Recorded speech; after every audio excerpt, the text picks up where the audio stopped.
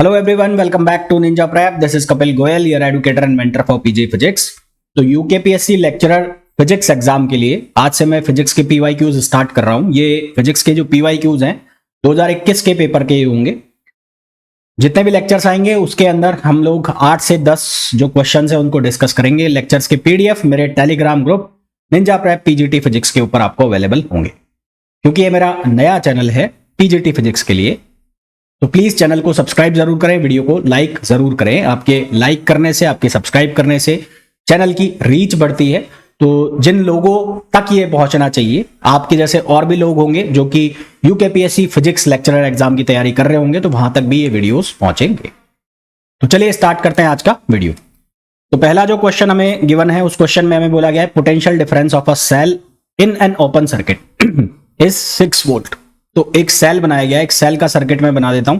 तो ये सेल है और इस सेल में मान लेते हैं बैटरी की वोल्टेज है E और ये है रेजिस्टेंस R।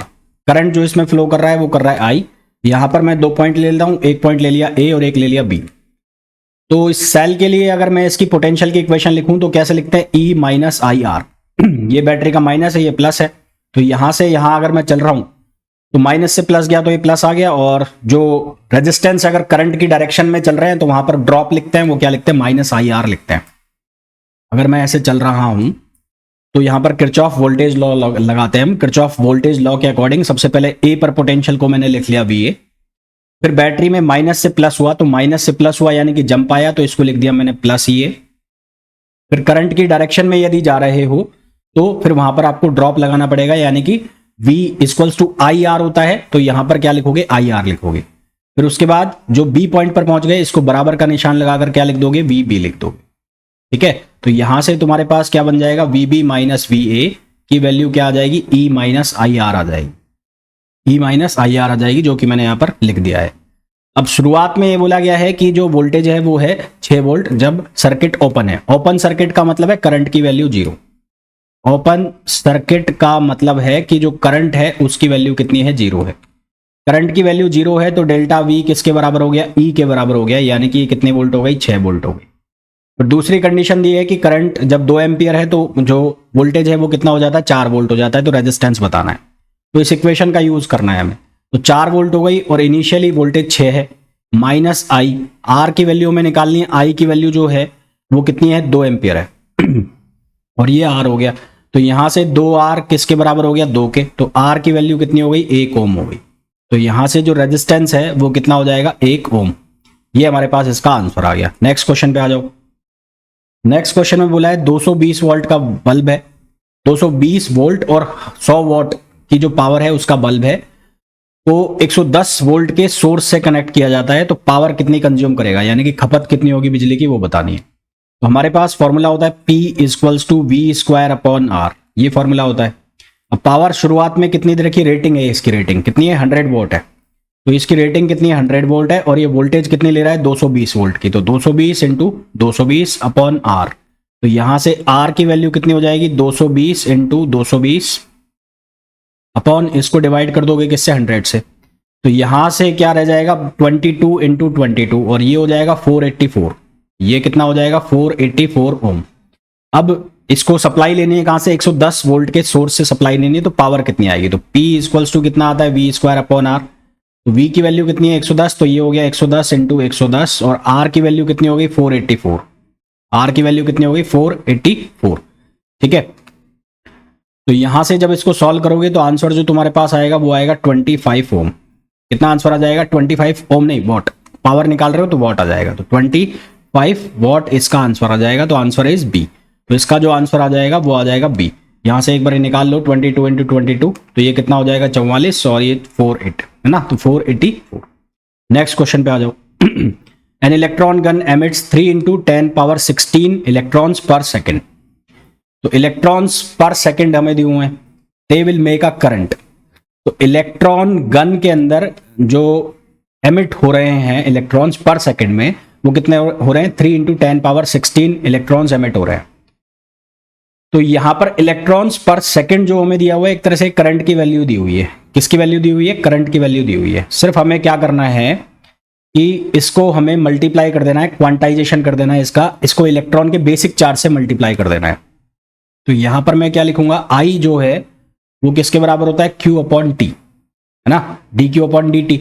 अब जो Q है उस Q की वैल्यू मैं यहाँ क्या लिख दूंगा, Q क्वांटाइज करेंगे तो NE अपॉन टी, और N अपॉन टी की वैल्यू में कितनी दी हुई है, 3 इंटू 10 पावर 16, और उसके बाद E की वैल्यू हमारे पास कितनी होती है, 1.6 इंटू 10 पावर माइनस 19।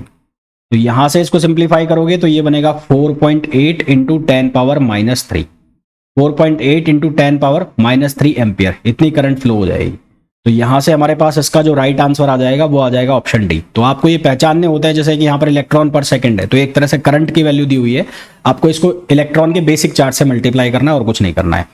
आगे वीडियो को कंटिन्यू करें उसके पहले मैं आपको बताना चाहूंगा, अगर आप लोग उत्तराखंड प्रवक्ता परीक्षा 2024 के लिए तैयारी कर रहे हैं या फिर यूकेपीएससी पीजीटी फिजिक्स लेक्चरर के लिए प्रिपरेशन कर रहे हैं, तो उसके लिए ऑलरेडी मैंने स्टार्ट कर दिए थे आरंभ बैच, जो कि 13 सितंबर से स्टार्ट हो गए थे। इस बैच में फिलहाल सब्जेक्ट चल रहा है मैकेनिक्स, और मैकेनिक्स में भी अभी हम पढ़ रहे हैं ग्रेविटेशन। हालांकि जितने भी लेक्चर हुए हैं तो वो आपको रिकॉर्डेड में अवेलेबल रहेंगे सारे के सारे।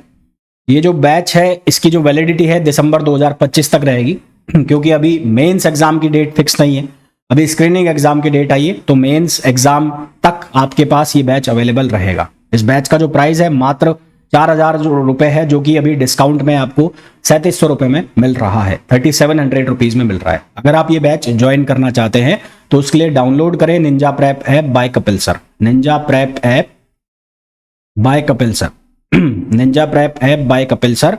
और ये जो ऐप है आपको गूगल प्ले स्टोर पर मिलेगी। ऐप को डाउनलोड करने के बाद आप आरंभ बैच को सर्च कीजिएगा या यूकेपीएससी पीजीटी फिजिक्स नाम से सर्च कीजिएगा, आपको ये बैच दिख जाएगा, वहां जाकर आप इसको परचेस कर सकते हैं। तो अगर आप लोग प्रिपरेशन कर रहे हैं तो ये बैच आपको जरूर बेनिफिट देने वाला है, आपके लिए बहुत बेनिफिशियल होने वाला है। चलिए स्टार्ट कर। तो इस क्वेश्चन में बोला गया है मेटल और conductor show a positive temperature coefficient of resistance. चालक या धातु का जो ताप गुणांक है वो धनात्मक होता है क्योंकि उनकी रेजिस्टिविटी, अब रेजिस्टिविटी का मतलब है प्रतिरोधकता, जिसको हम लिखते हैं रो बराबर m upon n e square tau. और इस क्वेश्चन के अंदर हमें रिलैक्सेशन टाइम, जिसको हिंदी में कहते हैं विश्रांति काल, और रेजिस्टिविटी के बीच में रिलेशन पूछा गया है।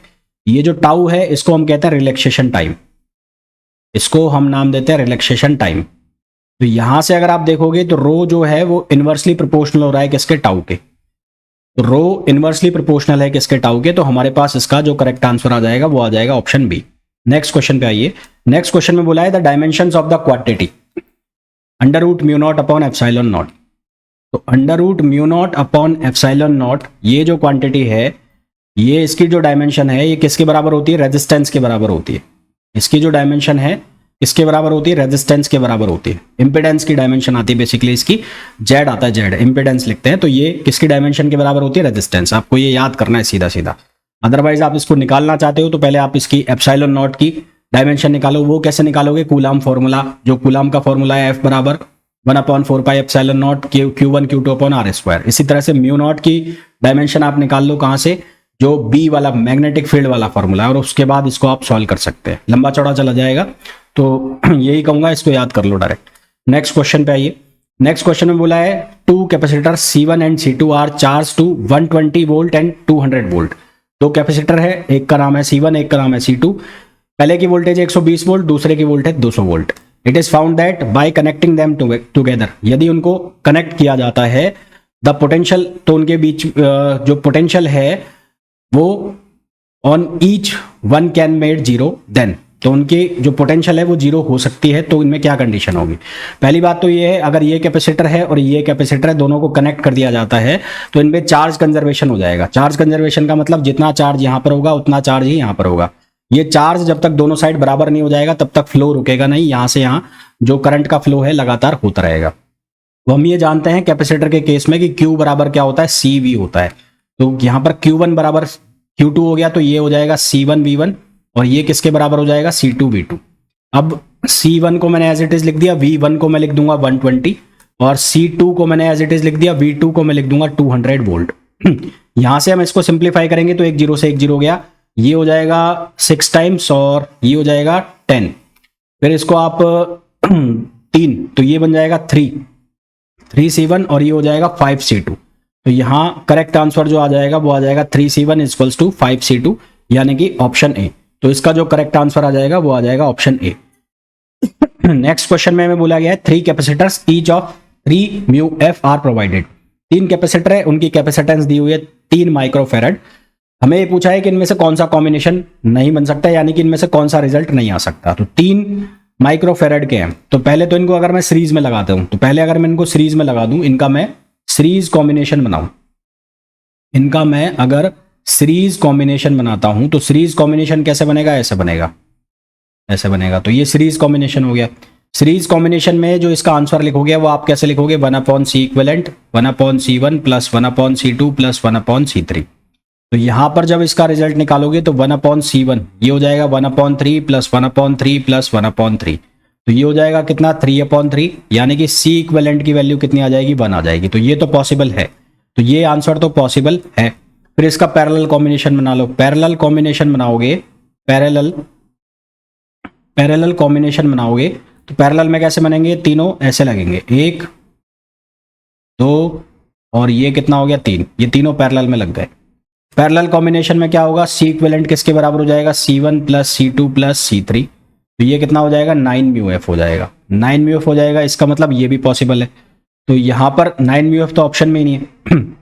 ठीक है, फिर इसका एक कॉम्बिनेशन में कुछ इस तरह से बना लेता हूं, एक कॉम्बिनेशन में मैं कुछ इस तरह से बना लेता हूं। एक जो कैपेसिटर है उसको मैंने ऐसे लगा दिया